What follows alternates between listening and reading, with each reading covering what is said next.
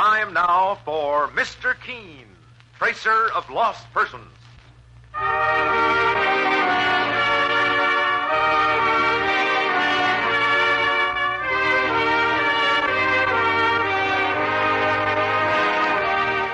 Presenting Mr. Keene, Tracer of Lost Persons, in a new Mr. Keene series, in which the kindly old investigator will bring you his most celebrated cases on Mondays through Fridays at this same time. Tonight's case is entitled The Shrieking Prisoner Murder Case.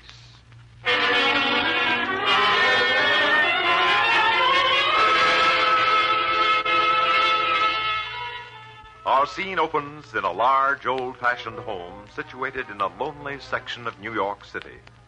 It is night, and a young man is entering the darkened house.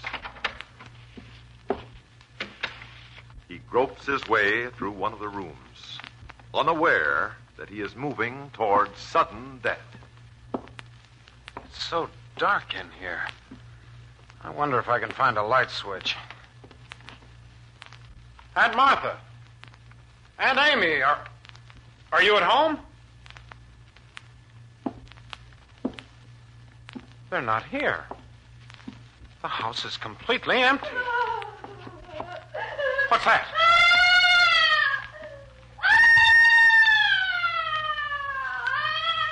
Where is that screaming coming from? Oh, where's the door? It's so dark I can't see a thing. Don't point that gun at me. Put it down, do you hear? No! Don't shoot! No!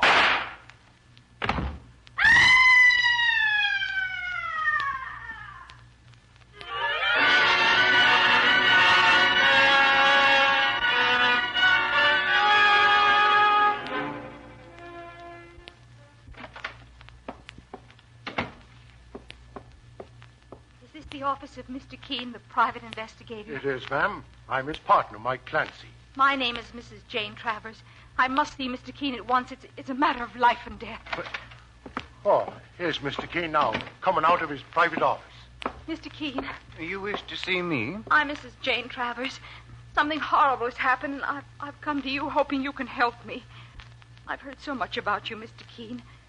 People say you're not only a noted tracer of lost persons, but you're also famous for solving murder cases. Many of my cases do involve murders.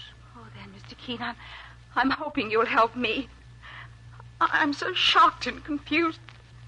I don't know which way to turn. Oh, please sit down and try to compose yourself, Mrs. Travers.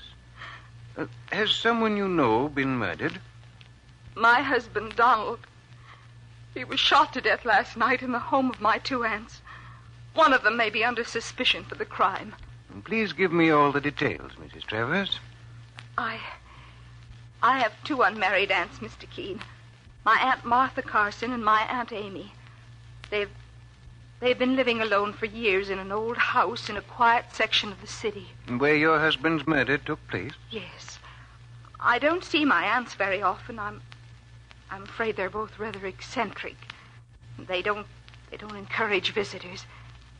In fact, they have a rather frightening reputation in the neighborhood. Frightening, Mrs. Travers? In what way? They're known as the Weird Sisters. They hardly ever leave the house, and very few people get a chance to see them. Yesterday, my husband Donald went over there. For any particular reason? Well, I hadn't heard from my aunts in over 6 months, and I was worried about them. I felt that something was wrong. They have no telephone, so Donald decided to investigate. By himself, Mrs. Travers? I was going to go with him, Mr. Keene, but I developed a violent headache a few hours before, and Donald went alone. Well, a good thing for you, maybe, ma'am. You mean, Mr. Clancy, I could have been murdered along with my husband? Well, when I think that Donald is gone, We understand, my dear. Anyway, Donald went over to see my aunts. And the next thing I knew, the police notified me of his murder. We'd only been married 8 months, and we were so very happy. What did the police investigation disclose, Mrs. Travers? As far as I know, Mr. Keene, they only spoke to Aunt Martha. She's 45 now, I think about 10 years older than her sister Amy. And what did your Aunt Martha tell the police? She said she was out of the house when Donald was shot, and that Aunt Amy is away in the country. But when the police question people in the neighborhood, they're bound to find out that Aunt Martha was lying. You're sure of that? Aunt Amy would never leave Martha and go out of the city, for one thing. And Aunt Martha herself only left the house once in 6 months at the most. Oh, Mr. Keene, something must be terribly wrong with my aunts. Are you afraid that they may be involved in your husband's murder? Oh, no. No, I just can't believe that either of them had anything to do with Donald's murder. It's just that with those rumors going around... Rumors of their eccentricity? Some people have even said there's a streak of insanity in their behavior. The police may think that one of my aunts killed Donald in a burst of maniacal fury. Oh, Mr. Keene, please do something to find out the truth. I assure you, we'll do our utmost to help you, Mrs. Travers. All Aunt Martha and Aunt Amy have in the world is each other. And in some ways, their relationship is almost like a stern mother and daughter. How do you mean? Well, Aunt Martha has always dominated Aunt Amy, for one thing. Even to the point of interfering with her personal affairs. To what specific personal affairs are you referring? I don't know this is a positive fact, but I heard that my Aunt Amy once had a chance to marry. Was a man named George Wheeler, but Aunt Martha talked her out of it. Do you know why, Mrs. Travers? No, I don't, Mr. Keene. Oh, but please don't misunderstand me. Their relationship was always very warm and happy, at least as far as I knew. And in spite of their odd way of living, they got along together. I see. Oh, more than anything else in the world, I want my husband's murderer found. But if it should involve an innocent person, someone who used to be very close to me, I... Suppose you take us to your aunt's house, Mrs. Travers. I have an unhappy job to do first, Mr. Keene. Arrange for my husband's funeral. But I can give you the address and meet you there later. Very well. Write it down here, please. Yes. Mrs. Martha and Amy Carson, 1124 Ivy Road. Mike, we'll proceed to that address immediately and see if we can start unraveling the mystery of Donald Travers' murder on the scene of the crime.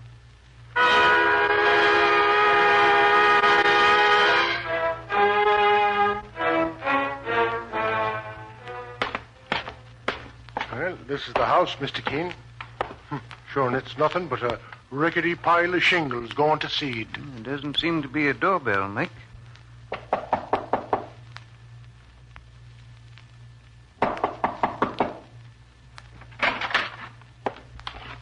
Well? Miss Carson? I'm Martha Carson, yes. My name is Keene, and this is my partner, Mike Clancy. We're investigating the murder of Donald Travers, your niece's husband. Who sent for you? We were asked to take the case by Jane Travers, your niece. The police have already been here. If you're not from them... Let's not have any trouble, ma'am. We usually work along with the police. May we come in, Miss Martha? Well, just for a minute. Are you alone? Yes. I understand your younger sister, Amy, lives here with you. Amy's gone. She'll be away for the rest of the month, at least. I'd like to ask you a few questions, Miss Martha. The police have already talked to me about my nephew's murder, Mr. Keene. I told them I knew nothing about it. You were out of this house when it happened? Yes. Where, may I ask? I was just out, that's all. Doing some shopping. Oh, then perhaps someone at the store where you shopped would be able to identify you. Why should I need that, Mr. Keene? Miss Martha, according to your niece, you and your sister Amy may come under some suspicion in this murder case. And I want to help you if I can. I don't need any help. I can take care of this by myself. What's that chopping noise? Well, Mr. Keene, there's a fella standing out there chopping down a dead tree. I can see him from this window. That's our handyman, Luther Prague.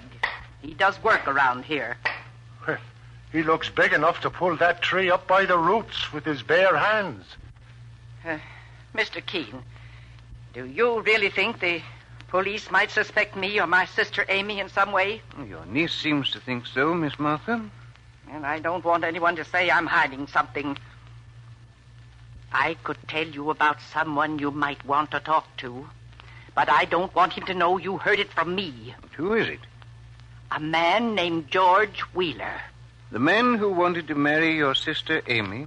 How do you know about that, Mr. Keene? Your niece, Jane Travers, mentioned it. But you had no right to. Well, anyway, George Wheeler had it in for Donald Travers. He did? Why? My sister Amy found out that George Wheeler couldn't be trusted, and it was Donald who told it to her. That's why, well, that's what broke up Amy's romance with George Wheeler. And Wheeler hated Donald Travers for that. Naturally. Was George Wheeler anywhere near this house when young Travers was murdered? He could have been. He lives only a short distance away.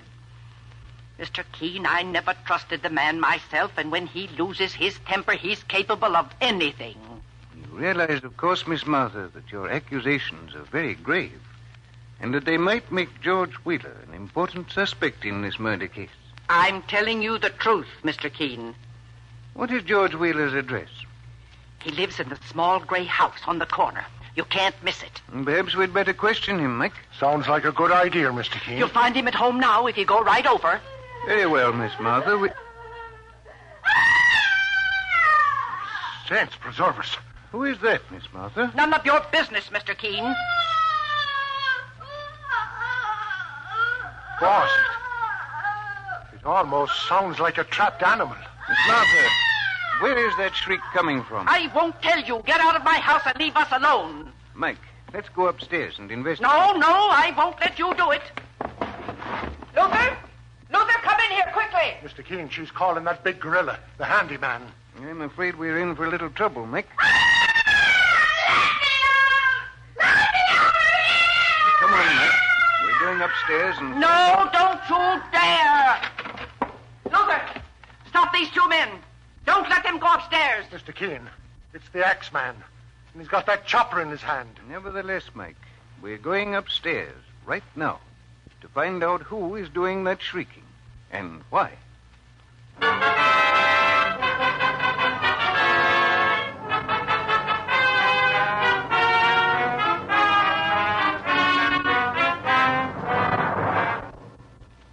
Who is imprisoned in the room upstairs in the home of the strange Carson sisters? And what part did the prisoner play in the murder of Donald Travers? The rest of this exciting story will be heard on Wednesday, Thursday, and Friday at this same time. Be sure to listen again on Wednesday for Mr. Keene, Tracer of Lost Persons.